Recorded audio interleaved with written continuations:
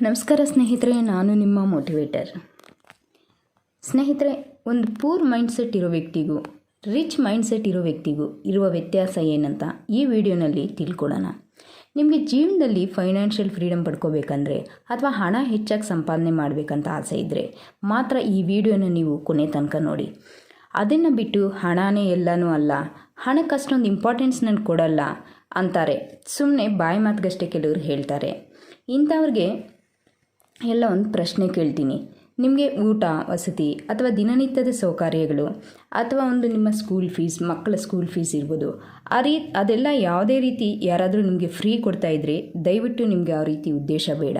ಹಣ ಸಂಪಾದನೆ ಮಾಡಬೇಕು ಅಥವಾ ಶ್ರೀಮಂತರಾಗಬೇಕು ಅನ್ನೋ ಉದ್ದೇಶ ಬೇಡ. ಅಂಥವ್ರಿಗೆ ಈ ವಿಡಿಯೋ ಯಾವುದೇ ರೀತಿ ಇಂಪಾರ್ಟೆನ್ಸ್ನ ಕೊಡಲ್ಲ. ರಿಚ್ ಡ್ಯಾಡ್ ಪೂರ್ ಡ್ಯಾಡ್ ಅನ್ನೋ ಬುಕ್ನಲ್ಲಿ ಇರೋ ಒಂದು ಪಾಯಿಂಟ್, ರಿಚ್ ಮೈಂಡ್ಸೆಟ್ ಇರುವವರು ಮೊದಲು ಅವ್ರಿಗೋಸ್ಕರ ಅಸೆಟ್ನ ಕ್ರಿಯೇಟ್ ಮಾಡ್ಕೊಳ್ತಾರೆ. ಯಾವುದು ಅವರಿಗೆ ಪ್ರತಿ ತಿಂಗಳು ಸ್ವಲ್ಪ ಇನ್ಕಮ್ನ ಜನ್ರೇಟ್ ಮಾಡುತ್ತೋ ಅಂಥದ್ದು. ಆ ರೀತಿ ಕ್ರಿಯೇಟ್ ಮಾಡಿದ ಮೇಲೇ ತಮ್ಮ ಒಂದು ಕಂಫರ್ಟ್ ಝೋನ್ ಬಗ್ಗೆ ಯೋಚನೆ ಮಾಡ್ತಾರೆ. ಅಂದರೆ ಲಕ್ಸುರಿ ಕಾರ್, ಒಳ್ಳೆ ಕಾಸ್ಟ್ಲಿ ಬಟ್ಟೆ ಹಾಕೋದಿರ್ಬೋದು, ಕಾಸ್ಟ್ಲಿ ಫೋನ್ಸ್ ಯೂಸ್ ಮಾಡೋದಿರ್ಬೋದು, ಈ ಥರದ ಮೇಲೆ. ಆದರೆ ಪೂರ್ ಮೈಂಡ್ಸೆಟ್ ಇರೋರು ಕೇವಲ ತಮ್ಮ ಶೋ ಆಫ್ನ ತೋರಿಸ್ಕೊಳ್ಳೋದಕ್ಕೋಸ್ಕರ ಮಾತ್ರನೇ ಕಾಸ್ಟ್ಲಿ ಕಾರ್, ಕಾಸ್ಟ್ಲಿ ಬಟ್ಟೆ ಇದ್ರ ಮೇಲೆ ಅವರ ಹಣನ ಹೆಚ್ಚಾಗಿ ಖರ್ಚು ಮಾಡ್ತಾರೆ. ಇದರಿಂದ ಅವ್ರ ಹತ್ರ ಎಷ್ಟು ಆದಾಯ ಇದ್ದರೂ ಹಣ ಮಾತ್ರ ಇರಲ್ಲ, ಉಳಿತಾಯನೂ ಮಾಡಲ್ಲ, ಎಲ್ಲೂ ಇನ್ವೆಸ್ಟೂ ಮಾಡಲ್ಲ. ನಾವು ಇನ್ವೆಸ್ಟ್ ಮಾಡದೇ ಇದ್ದರೆ ಜೀವನ ಪೂರ್ತಿ ಬಡವರಾಗೇ ಇರಬೇಕಾಗುತ್ತೆ. ಇದನ್ನು ನೆನ್ಪಿಟ್ಕೊಳ್ಳಿ. ಈ ಪ್ರಪಂಚದಲ್ಲಿರೋ ಯಾವುದೇ ಶ್ರೀಮಂತನ ತಗೊಂಡ್ರೂ ಅವರು ಇನ್ವೆಸ್ಟ್ ಮಾಡಿನೇ ಅವರ ಒಂದು ವೆಲ್ತ್ನ ಸೃಷ್ಟಿ ಮಾಡ್ಕೊಂಡಿರೋದು. ದೊಡ್ಡ ದೊಡ್ಡ ಪೊಲಿಟಿಕಲ್ ಲೀಡರ್ಸು ಕೂಡ ನಮ್ಮ ಒಂದು ದೇಶದಲ್ಲಿ ಅವರ ಒಂದು ಅಮೌಂಟ್ನ ಬೇರೆ ಬೇರೆ ಇನ್ಸ್ಟ್ರೂಮೆಂಟ್ಸ್ನಲ್ಲಿ ಇನ್ವೆಸ್ಟ್ ಮಾಡಿದ್ದಾರೆ. ಇದಕ್ಕೆ ನಿಮಗೆ ಒಂದು ಒಳ್ಳೆಯ ಉದಾಹರಣೆ ಹೇಳ್ತೀನಿ. ನಮ್ಮ ರಿಯಲ್ ಲೈಫ್ನಲ್ಲಿ ನಾವು ಮತ್ತು ನಮ್ಮ ಸುತ್ತಮುತ್ತ ತುಂಬ ಸಲ ಈ ರೀತಿ ಒಂದು ಘಟನೆಗಳನ್ನು ನೋಡಿರ್ತೀವಿ. ಒಂದು ಲಕ್ಸುರಿ ಅಫಿಷಿಯಲ್ಸ್ ಇರೋ ಏರಿಯಾ ಅಂತಲೇ ಕರೀತಾರೆ. ಆ ರೀತಿ ಒಂದು ರಿಚೆಸ್ಟ್ ಪೀಪಲ್ಸ್ ಇರೋ ಒಂದು ಕಾಲನಿ ಇರುತ್ತೆ. ಇದರಲ್ಲಿ ಎಲ್ಲ ಮನೆಗಳು ತುಂಬ ಲಕ್ಸುರಿಯಾಗಿ, ತುಂಬ ಒಳ್ಳೆ ಇಂಟೀರಿಯರ್ ಡಿಸೈನ್ ಮತ್ತು 3ರಿಂದ 4 ಫ್ಲೋರ್ ಇರೋ ಥರನೇ ಎಲ್ಲ ಮನೆಗಳು ಇರುತ್ತೆ. ಆದರೆ ಒಂದೇ ಒಂದು ಮನೆ ಮಾತ್ರ ಸಿಂಗಲ್ ಫ್ಲೋರ್, ನೋಡೋದಕ್ಕೆ ಸುಮಾರಾಗಿ ಕಾಣಿಸುತ್ತಷ್ಟೇ. ಈ ಮನೆ ಒಬ್ಬ ಬಿಸ್ನೆಸ್ ಮ್ಯಾನ್ದು. ಮಿಕ್ಕಿದೆಲ್ಲ ಮನೆಗಳು ಸಹ doctors and lawyers, real estate business mans ಇರ್ಬೋದು, ಅಥವಾ ರಿಟೈರ್ಡ್ ಎಂಪ್ಲಾಯೀಸ್, ಇಂಜಿನಿಯರ್ಸ್ ಇಂಥವ್ರದ್ದು. ಇದರಲ್ಲಿ ಯೂನಿವರ್ಸಿಟಿನಿಂದ ರಿಟೈರ್ಡ್ ಆದ 2 ಪ್ರೊಫೆಸರ್ಸ್, ಹಸ್ಬೆಂಡ್ ಆ್ಯಂಡ್ ವೈಫ್ ಒಂದು ಮನೇನ ಬಾಡಿಗೆಗೆ ಒಂದು ಬ್ಯಾಚುಲರ್ ಹುಡುಗನಿಗೆ ಕೊಟ್ಟಿರ್ತಾರೆ. ಇವರು ರಿಟೈರ್ಡ್ ಆಗಿರೋ ಯೂನಿವರ್ಸಿಟಿನಿಂದ, ಆದ್ದರಿಂದ ಇವರಿಗೆ ಯಾವುದೇ ರೀತಿ ಪೆನ್ಷನ್ ಕೂಡ ಬರ್ತಾ ಇರಲಿಲ್ಲ ಈ ಒಂದು ಕಪಲ್ಸ್ಗೆ. ಆ ಮನೆಯಲ್ಲಿ ರೆಂಟ್ಗೆ ಇದ್ದ ಯುವಕ ಆ ಮನೆಯನ್ನು ನೋಡಿ ಇವರು ತುಂಬ ಧನವಂತರಿರ್ತಾರೆ, ತುಂಬ ದೊಡ್ಡ ಮನೆ ಇದೆ, ಇವ್ರ ಹತ್ರ ತುಂಬ ದುಡ್ಡಿರಬಹುದು ಅಂತ ಅಂದ್ಕೊಳ್ತಾನೆ. ಅವರ ಮನೆ ಇಂಟೀರಿಯರ್, ಅವ್ರು ಯೂಸ್ ಮಾಡೋ ಕಾರ್ ಎಲ್ಲನೂ ತುಂಬ ಲಕ್ಸುರಿಯಾಗಿ ಕಾಣಿಸ್ತಾ ಇರುತ್ತೆ. ಆದರೆ ಆ ಹುಡುಗ, ಆ ಹಸ್ಬೆಂಡ್ ಆ್ಯಂಡ್ ವೈಫ್ ಯಾವಾಗೂ ಜಗಳ ಆಡ್ತಾ ಇರೋದನ್ನು ಗಮನಿಸ್ತಾನೆ. ಎಸ್ಪೆಷಲಿ ಅವರು ದುಡ್ಡಿನ ವಿಚಾರದಲ್ಲೇ ಹೆಚ್ಚಾಗಿ ಜಗಳ ಆಡೋದನ್ನು ಆ ಹುಡುಗ ಗಮನಿಸ್ತಾನೆ. ಆ ಹುಡುಗ ಆ ಓನರ್ ಜೊತೆ ಮಾತಾಡ್ತಾ ಒಂದು ಸಲ ಈ ರೀತಿ ಮಾತುಕತೆ ನಡೆಸ್ತಾ ಇದ್ದಾಗ, ಈ ಕಾಲನಿಯಲ್ಲಿ ನಿಮ್ಮ ಪಕ್ಕದಲ್ಲಿ ಇರೋ ಮನೆ ಯಾಕೆ ಅವರು ಇನ್ಕಂಪ್ಲೀಟ್ ಆಗಿದೆ ಆ ಮನೆ, ಯಾಕೆ ಆ ಮನೆ ಅವರು ಇನ್ನೂ ಕಂಪ್ಲೀಟ್ ಮಾಡಿಲ್ಲ, ಯಾಕೆ ಅವರು ಅದನ್ನು ಇನ್ಕಂಪ್ಲೀಟಾಗಿ ಇಟ್ಟಿದ್ದಾರೆ, ಆ ಮನೆ ನೋಡೋದಕ್ಕೆ ತುಂಬ ಬಡವರ ಮನೆ ಥರ ಕಾಣಿಸುತ್ತೆ ಅಲ್ವಾ ಅಂತ ಆ ಹುಡುಗ ಆ ಓನರ್ ಹತ್ರ ಕೇಳ್ತಾರೆ. ಅದಕ್ಕೆ ಆ ರಿಟೈರ್ಡ್ ಆದಂಥ ಆ ವ್ಯಕ್ತಿ ಹೇಳ್ತಾರೆ, ಹೌದೌದು, ಅವರು ತುಂಬ ಕಂಜೂಸ್ ಅಂದ್ಕೊಳ್ತೀನಿ, ಕಾರ್ ಕೂಡ ಚಿಕ್ಕದಿದೆ, ಆ ಬಿಲ್ಡಿಂಗ್ ಕೂಡ 1 ಫ್ಲೋರ್ ಅಷ್ಟೇ ಮುಗಿಸಿ ಬಿಟ್ಟಿದ್ದಾರೆ. ಇವರಿಂದ ಈ ಒಂದು ಕಾಲನಿನಲ್ಲಿ ಇರೋ ಎಲ್ಲ ಮನೆಗಳು ಒಂದು ಲುಕ್ ಅನ್ನೋದೇ ಹೊರಟೋಯ್ತು. ಅಷ್ಟಕ್ಕೂ ಅವರು ದುಡ್ಡು ಖರ್ಚು ಮಾಡಲ್ಲ ಅಂದ್ಕೊಳ್ತೀನಿ, ಆದ್ದರಿಂದ ಅವರು ತುಂಬ ಕಂಜೂಸ್ ಅಂದ್ಕೊಳ್ತೀನಿ ಅಂತ ಒಂದು ವ್ಯಕ್ತಿ ಆ ಹುಡುಗನ ಹತ್ರ ಹೇಳ್ತಾನೆ. ಅದಾದ ನಂತರ ಆ ಹುಡುಗ ಸ್ವಲ್ಪ ದಿನ ಆದಮೇಲೆ ಆ ಒಂದು ಕಾಲನಿನಿಂದ ಬೇರೆ ಕಡೆ ಶಿಫ್ಟ್ ಆದ.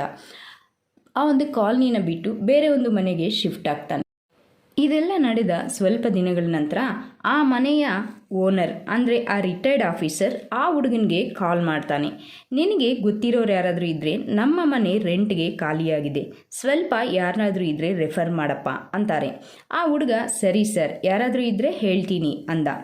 ಆ ವ್ಯಕ್ತಿ ಮಾರನೇ ದಿನವೇ ಮತ್ತೆ ಆ ಹುಡುಗನಿಗೆ ಫೋನ್ ಮಾಡ್ತಾನೆ.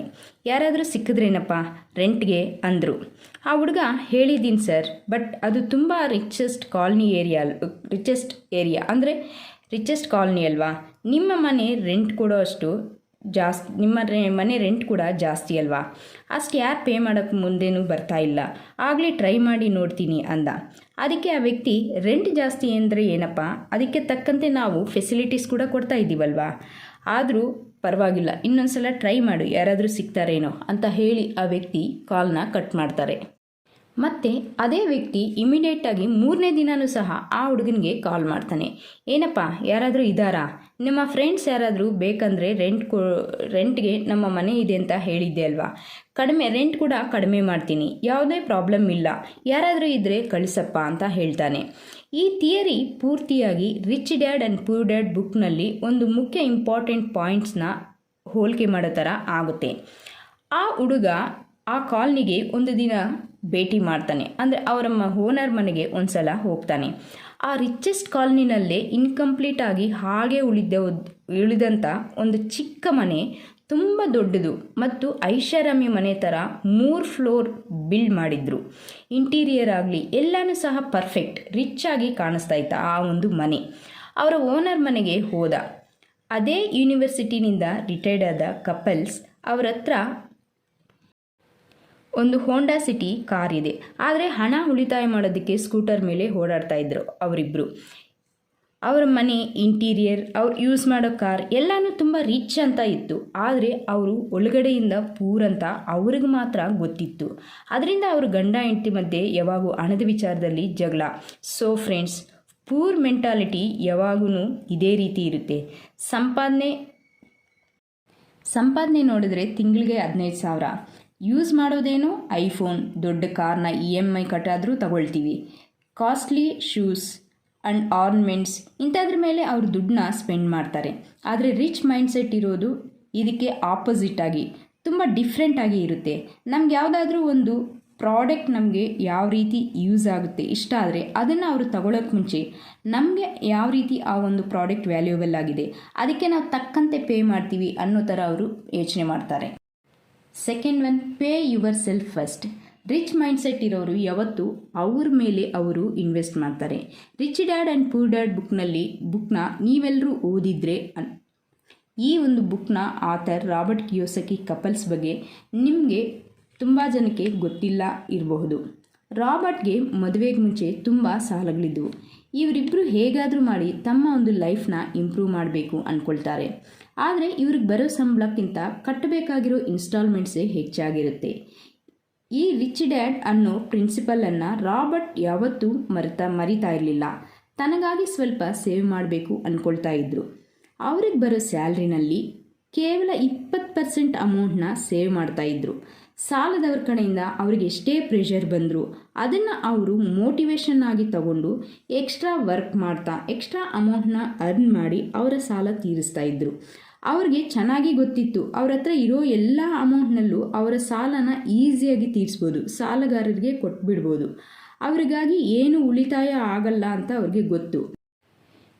ಈ ರೀತಿ ಮಾಡೋದ್ರಿಂದ ಅವ್ರು ಯಾವತ್ತಿಗೂ ಶ್ರೀಮಂತರಾಗಲ್ಲ ಅನ್ನೋದು ಅವ್ರಿಗೆ ಪಕ್ಕಾ ಗೊತ್ತಿತ್ತು. ಅದರಿಂದ ಅವರು ಪ್ರತಿ ತಿಂಗಳು ಕೇವಲ 20% ಸೇವಿಂಗ್ಸ್ನ ಇನ್ವೆಸ್ಟ್ ಮಾಡ್ತಾಯಿದ್ರು. ಸೇವ್ ಮಾಡೋದಲ್ಲದೆ ಅವರು ಆ ಒಂದು ಅಮೌಂಟ್ನ ಇನ್ವೆಸ್ಟ್ ಕೂಡ ಮಾಡ್ತಾಯಿದ್ರು. ಫೈನಲ್ ಆಗಿ ಅವರು ಒಬ್ಬ ಬಿಲಿನಿಯರ್ ಸಹ ಆದರು. ನಾವೆಲ್ಲರೂ ಇಲ್ಲಿ ತಪ್ಪು ಮಾಡ್ತಾ ಇದ್ದೀವಿ. ಮೊದಲು ಸಾಲಗಳು ತೀರಿಸೋಣ ಅಥವಾ ನಮ್ಮ ತಿಂಗಳ ಖರ್ಚುಗಳೆಲ್ಲ ಮುಗಿದ ಮೇಲೆ ಮಿಕ್ಕಿದ್ರೆ ಸೇವ್ ಮಾಡೋಣ ಬಿಡು ಅನ್ನೋ ಒಂದು ಮೆಂಟಾಲಿಟಿನಲ್ಲಿ ಬದುಕ್ತಾ ಇದ್ದೀವಿ.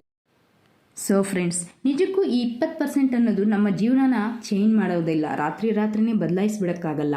ಆದರೆ ಈ ಸಣ್ಣ ಮೊತ್ತ ಅನ್ನೋದು 20% ಅಮೌಂಟ್ನಲ್ಲಿ ನಮ್ಮ ಜೀವನದ ವೆಲ್ತ್ ಅಂದರೆ ಒಂದು ದೊಡ್ಡ ಮಟ್ಟದ ಕಾರ್ಪಸ್ನ ನಾವು ಕ್ರಿಯೇಟ್ ಮಾಡೋದಕ್ಕಂತೂ ಸಾಧ್ಯ ಆಗುತ್ತೆ. ಸೊ ಫ್ರೆಂಡ್ಸ್, ಈ ವಿಡಿಯೋ ನಿಮಗೆ ಯೂಸ್ಫುಲ್ ಅನಿಸಿದ್ರೆ ದಯವಿಟ್ಟು ಚಾನಲ್ಗೆ ಸಬ್ಸ್ಕ್ರೈಬ್ ಮಾಡಿ, ವಿಡಿಯೋಗೆ ಲೈಕ್ ಕೊಡಿ ಹಾಗೂ ನಿಮ್ಮೆಲ್ಲ ಸ್ನೇಹಿತರಿಗೂ ಶೇರ್ ಮಾಡಿ. ಧನ್ಯವಾದ.